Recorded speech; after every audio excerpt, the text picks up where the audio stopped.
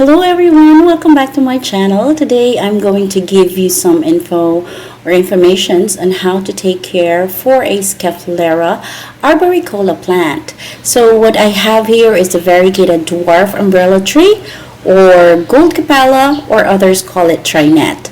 Other common names for this plant include dwarf umbrella tree, dwarf Schefflera plant, umbrella plant, and starleaf. So an umbrella plant in your home or place of work should be very easy for you to take care of. Bare minimum, you water at least a few times each week, and you can have a very beautiful looking plant to brighten up and give structure to a dull corner, or used more boldly by having it flank a doorway. The versatility of this plant continues because you can choose to have it as a tall and slender specimen placed at a floor level and reaching for the ceiling, or you can just keep it compact and short on a coffee table. And this plant really can suit many positions and will adapt to a variety of conditions. So when it comes to varieties, there are several different varieties and growth habits to pick from. Firstly, you just need to decide if you would want an all-green variety or with variegated leaves like this one. So as a tip, you can check out list available in Wikipedia. Now, a Schefflera actinophylla or actinophilia tends to have more green varieties, and even when there is variegation, it's very light and subtle. Whereas, like this one, a Schefflera Arboricola, this is the name that you would want to be searching for if you want variegation. So this one tends to be more common these days, and you will be probably coming across the variegated types much more frequently in shops. When it is grown in its native climate, these dwarf trees can actually grow to 10 to, or they can reach 10 to 15 feet tall. When they are kept as a houseplant, these Arboricola tree usually tops out at about 5 to 6 feet tall. So for me, 3 feet high is more typical. And the leaves grow in a round cluster of 5 to 9 individual leaflets arranged in a circular fashion that mimics the spokes of an umbrella. So when it comes to sunlight, this plant can adapt to a wide variety of light levels, but prefers a bright light intensity if possible, especially the variegated varieties.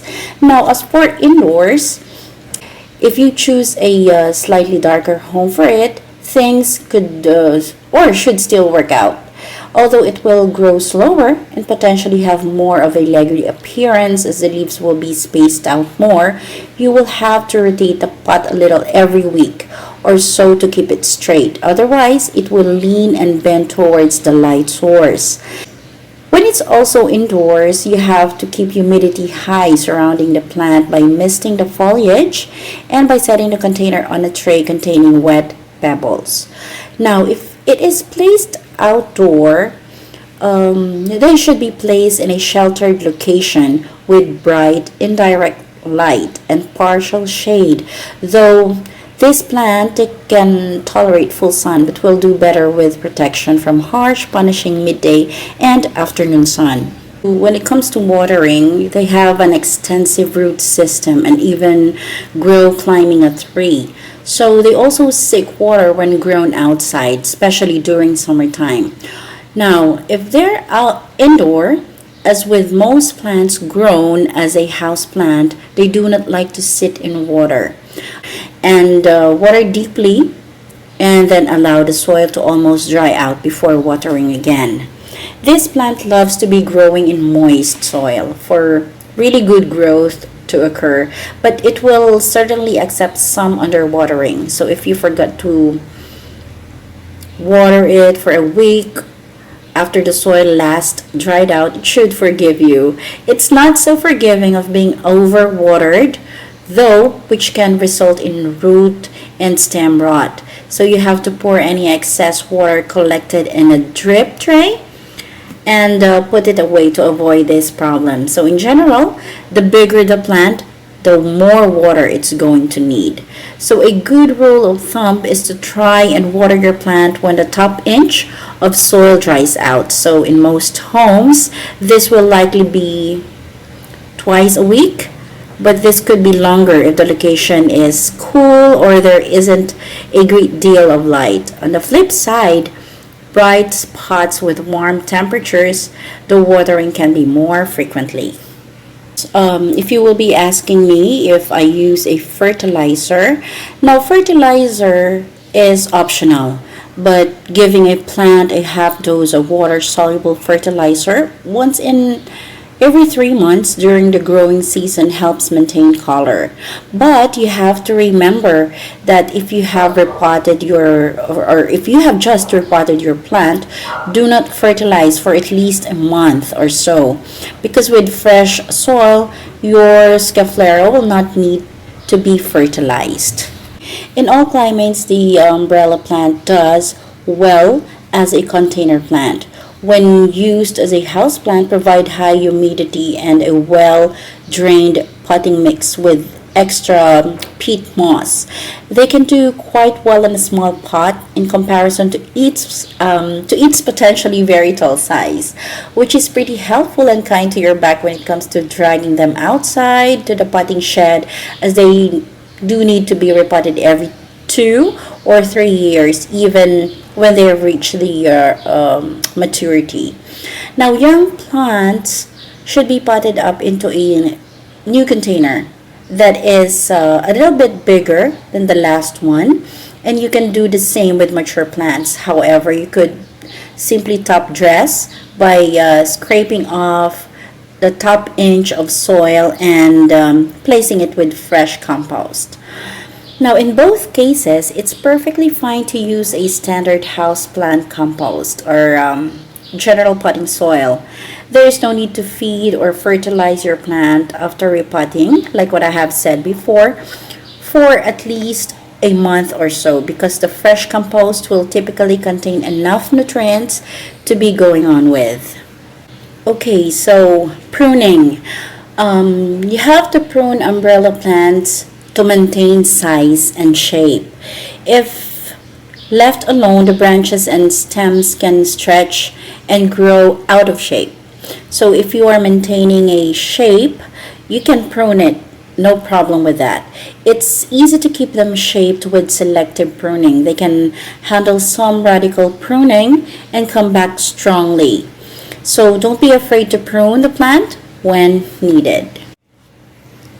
Now, for some issues or problems with this plant, actually the main downside is with age or prolonged incorrect care. The lower leaves will fall off and you will have a bare lower stem, but still with a full canopy, which despite sometimes being called an umbrella tree, they can still look very, very beautiful indoors.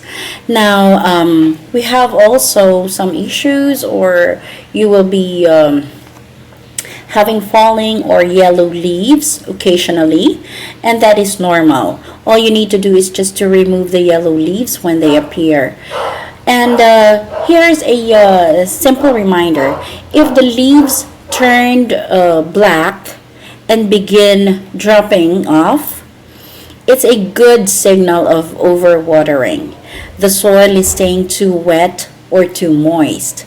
On the flip side, when leaf tips wrinkle and begin to wither, it indicates that you are not watering enough. Okay, so you have to remember when plants from outdoor as well, when plants were moved from outdoor to indoor or vice versa, they go through period of acclimation. So you can expect that the plant will thin out and lose leaves while acclimating. Now, another problem could be pests and diseases. This umbrella plant experiences very few diseases and pest problems. However, they are in the Aralia family. And like many of the plants from this family, spider mites like this plant. And compromised plants are susceptible to attacks by thrips, aphids, spider mites, and mealybugs. Okay, so when it comes to propagation, you have to propagate dwarf umbrella plants from seeds, cuttings, or by layering. But plants will grow from seeds, but most house plants never flower or seed. Now, if you will be propagating your umbrella plant from cuttings, it's not easy to propagate these house plants for the average grower. I've never really had much luck. But if you fancy giving it a go, you need to take a cutting of around 5 centimeters or 2 inches or so and place it into a similar soil that the parent should be growing in, like the potting soil or a shop brought compost. And it's probably a good idea to use a rooting hormone if you have one. Now, for the speed of growth, good light levels, regular watering, and fertilizing along with warmth will give your plant a seed of house plant growth. So you could potentially grow an average sized umbrella plant to a very tall one. And this umbrella plant can either become a tall beast in your home, or you can tame it to keep it short and compact. If you opt for the latter, you simply need to pinch off the upward growing shoots, which will create more growth lower down the central stem. So the overall height is in your control.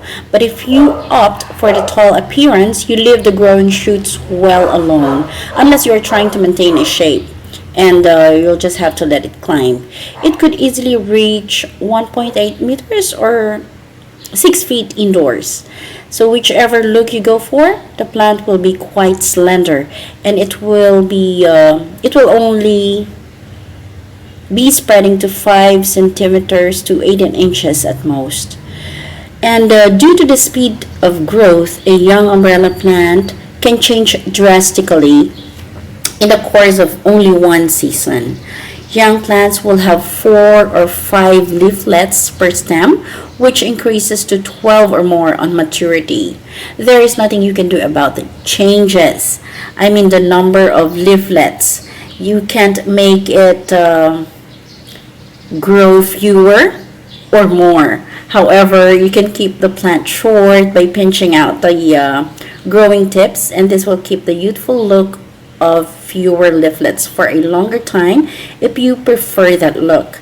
The leaflets look best in their nature form, slightly glossy, so be sure to wash the dust off when it builds up, or you can put neem oil to clean the leaves of these plants. Okay, now this plant is a very, very beautiful and attractive plant when it's in your home. Okay, but I have to warn you that this is a poisonous plant. Okay, so you have this is a toxic plant to humans and pets when eaten. Okay, so this is because the leaves and the stems have a sap that contains calcium oxalate crystals. So an animal or a person who ingests the plant may experience difficulty swallowing, burning, and irritation in the lips, mouth, and tongue. So excessive, they can also experience drooling and vomiting. So while unlikely to create serious consequences if eaten, this is still a plant you need to keep away from pets or children if they have been known to eat houseplants in the past.